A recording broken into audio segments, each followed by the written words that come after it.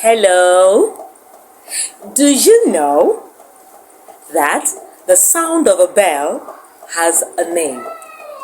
Yes, it has a name. In fact, one funny thing about English language is that it has a name for everything. A name for everything. Everything has a name.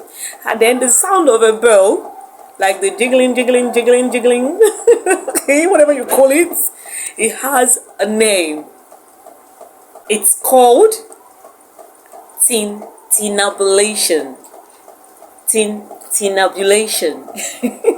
Tintinabulation. Honestly, the day I learned about this, it was so funny. Like tintinabulation.